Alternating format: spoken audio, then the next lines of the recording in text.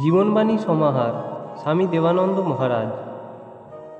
আশ্রম নিষ্কাম কর্মশিক্ষার অন্যতম সাধনাগার।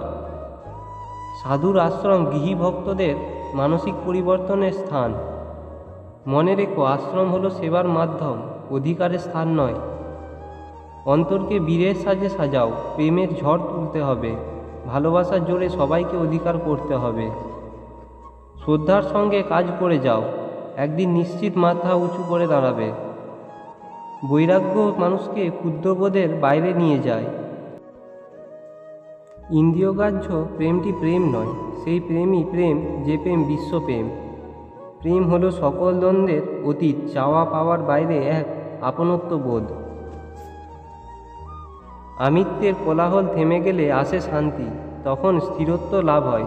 সকল অবস্থায় এই স্থিরত্বকে ধরে রাখো, দিব্যদৃষ্টি লাভ করবে। সাধনা করছি বলার প্রয়োজন হয় না, ব্যবহারেই তা প্রকাশ পায়। হতাশা তুমিই তৈরি করেছ, তোমাকেই তা ঠিক করতে হবে। তার জন্য চাই সদ্গুরু। চিন্তা মানুষকে এগিয়ে নিয়ে যায়, আর দুশ্চিন্তা মানুষের মনের শক্তিকে ধ্বংস করে। ত্যাগীর কাছে বিষয় বা লোভনীয় বলে কিছু নেই, তাই তারা মঙ্গলময়। সর্বদা পবিত্র ভাবনায় থাকাটি ব্রহ্মচর্য পালন। মঙ্গল একটি কথা নয়, মঙ্গল মনের একটি চরম অবস্থার নামকরণ, যার কোনো শেষ নেই। অপরকে যুক্তি দেওয়ার আগে নিজে কতটা যুক্ত হয়েছ দেখো। যিনি আমাদের ও সকলের সকল কিছুর মূল উৎস, তিনি আমাদের একমাত্র নিরাপদ স্থান। ধর্মের গোড়ামিকে এগিয়ে চলো, সমদৃষ্টি সম্পন্ন হও।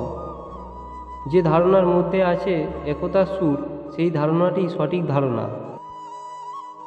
জপের দ্বারা মারাত্মক চিন্তারাশির হাত থেকে মুক্ত হওয়া যায়। বীজমন্ত্র জপের দ্বারা অনন্ত সত্তায় মিশে যেতে পারবে। জীবন ধারণের জন্য খাওয়া হলো সংস্কার, আর খাওয়ার জন্য যদি জীবন ধারণ হয় তা হলো কুসংস্কার। ধন্যবাদ।